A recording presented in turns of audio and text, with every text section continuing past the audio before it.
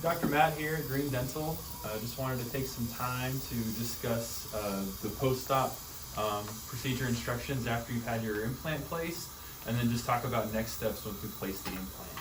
So first and foremost, it's really important for the next 24 hours to avoid irritating the surgical site. Some bleeding is totally normal. If you feel like you have just too much bleeding or oozing, just apply firm pressure with the gauze that we provided you.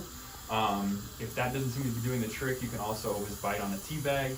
That can also help kind of stop some of the bleeding. In terms of immediate post-op pain, take the Motrin that we prescribed you as directed, 800 milligrams every 6 hours. If you feel like that's not doing quite the job, you can supplement on top of that every 6 hours.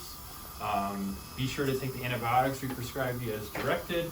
From there, I'd recommend to start using warm saltwater rinses after about 24 to 48 hours.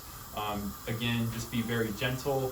We don't want to disturb the site. We don't want the stitches to come loose. One very important thing is no smoking for the next 5 days. One thing is to drink plenty of fluid. It's really important that you stay hydrated to allow everything to heal properly. That being said, it's really important that you avoid using any sort of straw for the next 5 days. The pressure from that can cause the stitches to come loose and the site to open up. I recommend maintaining a soft diet for the next few days, and really just try to avoid eating anything on that side where we place the implant. Another thing that's going to help is if you avoid eating any sort of really acidic or spicy foods that can really irritate the area. Some swelling is totally normal. To minimize the swelling, we recommend that you just apply some ice packs. Every couple hours. You can alternate every 20 to 30 minutes, and going from there. If you have any questions or if any problems arise, don't hesitate to give us a call. To wait about 4 to 6 months for the bone to kind of grow and heal around that implant.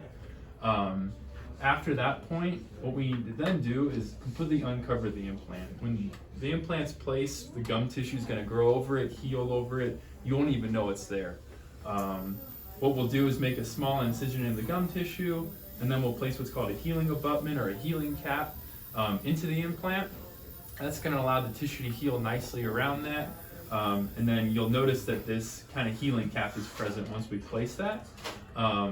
In about 2 to 4 weeks or so, what we'll then do is have you come back for the impression for the lab to make the crown. We'll put an impression post in where that healing cap was. That's going to allow us to take an impression that the lab will then use to make the crown. From there, again, it's going to take about another 2 to 4 weeks for us to get that permanent crown back.